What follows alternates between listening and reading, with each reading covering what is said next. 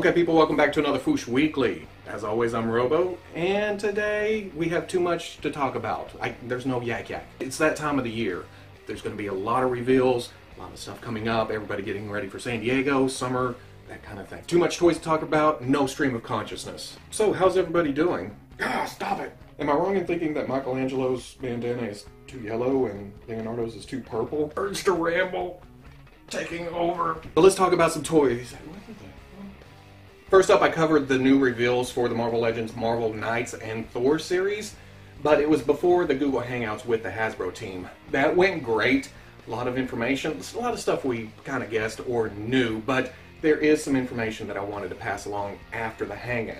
First up, you guys know me. I don't read a lot of modern comics, so I didn't know the difference between Odin's son and young Thor. I called it Unworthy Thor, but apparently this is young Thor. But in my defense, the picture was labeled Odin's son. So, what do you get to do? Ares from the Wave, even though he was a Build-A-Figure originally, this is a single-carded figure, which I did kind of guess. But the team did say that they worked on the lower legs. It is an older body, so the articulation is a bit outdated, but they went back and tweaked the legs a little bit, giving it rocker ankles. And when it comes down to it, at least for me, a lot of the stability issues come from the ankles. So give me rocker ankles, give me at least a little bit of range of movement in the hinges, and I'm good with it standing on the shelf. Plus with the updated paint apps, the old one, well, the old one's already in the tub somewhere, but if this one looks good enough, it's going on the shelf. Now over on the Marvel Knights side, which I like Thor,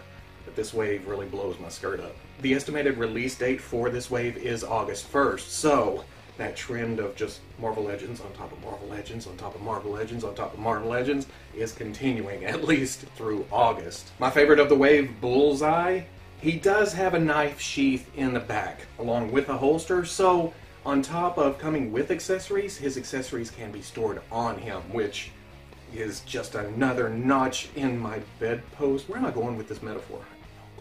And even though my video was choppy during the Google Hangout, because like I always say, Arkansas internet, Dwight did talk about the unmasked head having an amazing amount of detail in it. Like in the back of the mouth, there's the tongue, uvula, or tonsils, or whatever you want to call it. You can see back into the throat. So, yeah, that's pretty damn awesome. Also, I'm doing a Dr. Evil thing. What the hell's this? Also, both heads have the missing tooth, which, another amazing detail that goes back to the reference art.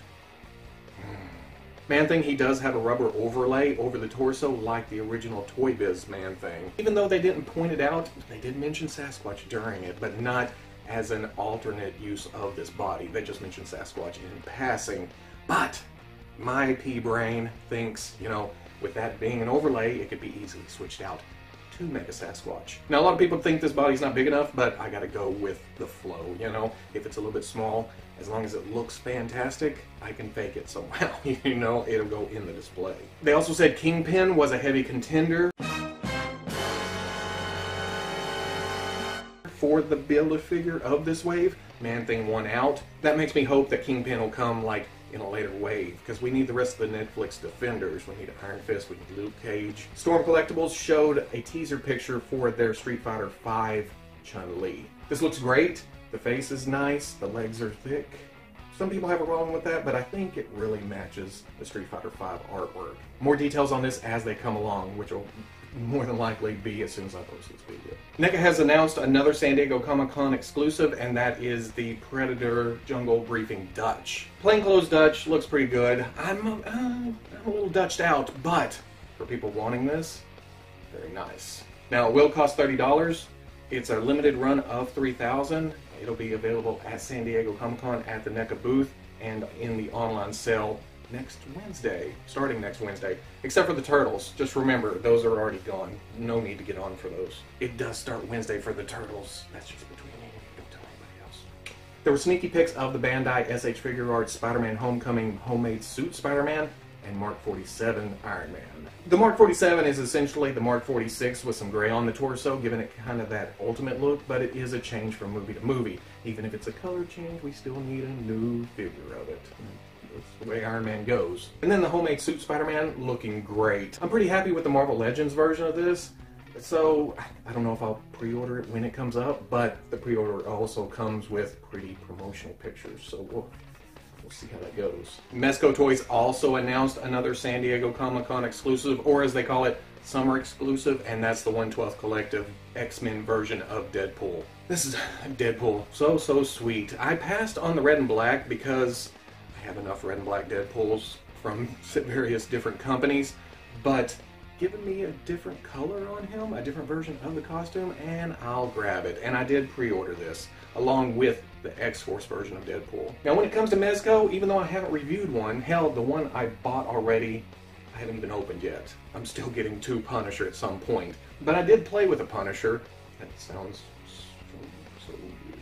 I did play with a Punisher in person, loved it, that's why I bought the Punisher. I just haven't had the chance to open it yet. But when it comes to Mezco, I'm sticking with the unmasked characters, except apparently Deadpool. You know me and my resolutions, they're broken right off the bat. But it's Deadpool, I had to do it. Now he does look a little bit like Kick-Ass joined the X-Men. The color's off, I know, but there's the piping and that kind of thing. But this is accurate to the artwork. He comes with several sets of hands, he comes with a machine gun, grenades, pistol, sword with a sheath, and an alternate head that's a little bit more squinty. I feel like this should have came with the unmasked head since the other two versions didn't. I don't know if they're holding off a version for that. It would have been freaking sweet, but they didn't, and I still bought it, so I don't know what the hell I'm talking about. Put a Deadpool in front of me, I'm gonna buy it. And then there's the Figma Pokemon Red. Now, we saw a teaser of this, a year ago, something like that, and I mistakenly called it Ash, because I only have a passing knowledge of Pokemon. I like it, but I don't know what the hell Red is. But he does look good. The figure comes with Bulbasaur, Charmander, and Squirtle. And there's also a Pikachu, but you kind of gotta jump through some hoops to get him. Which is weird with Pikachu being, you know, Pikachu. There's a regular version of Pikachu available, well, it will be available for pre-order tomorrow through the Pokemon Center, which I'd never heard of.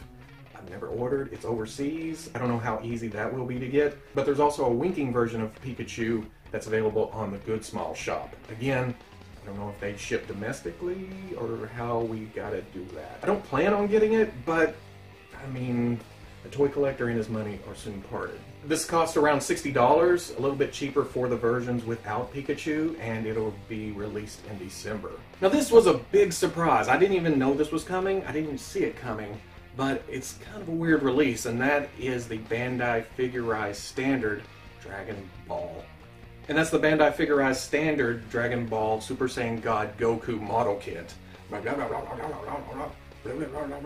took a couple tries. This is essentially the first Super Saiyan Goku model kit we got. It was the first release in the Figuarts Standard line for Dragon Ball. Except the eyebrows and hair are blue for Super Saiyan God, you know? But weirdly, this is an American exclusive.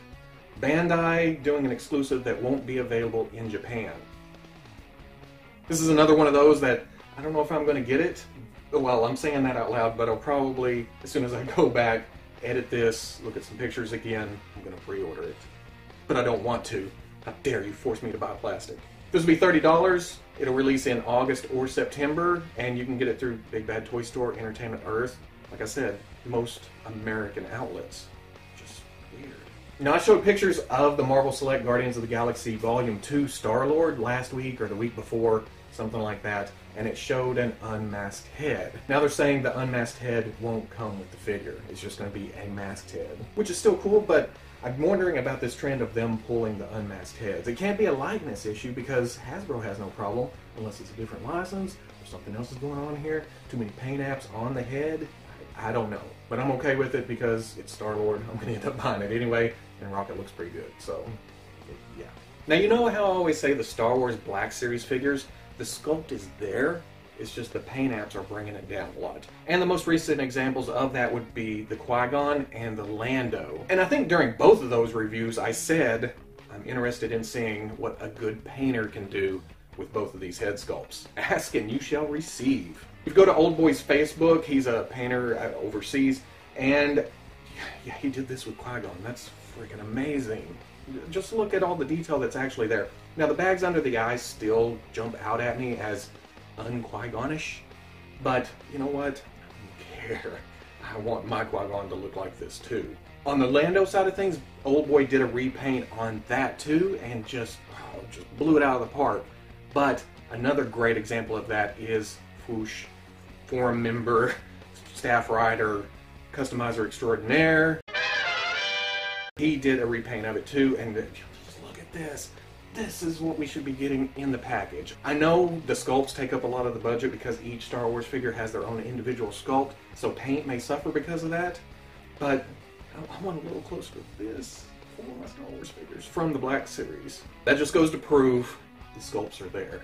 Just fantastic. Really quickly, Mattel Justice League figures.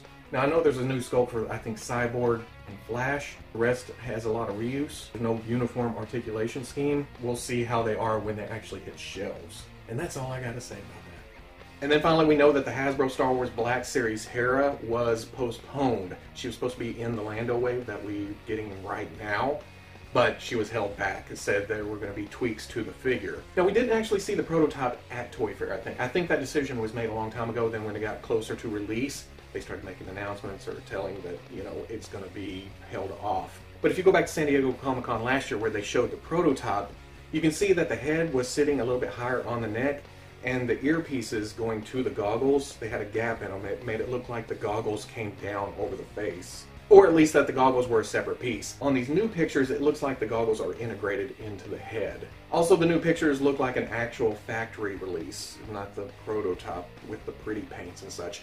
The paints are still good here. You can just tell that there is a major difference. Now, these pictures were posted on Amazon, but have since been pulled down.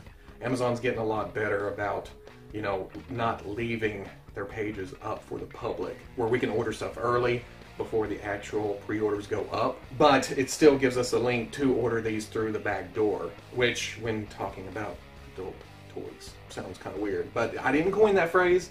I've picked that up off the forums, off Facebook, that kind of thing.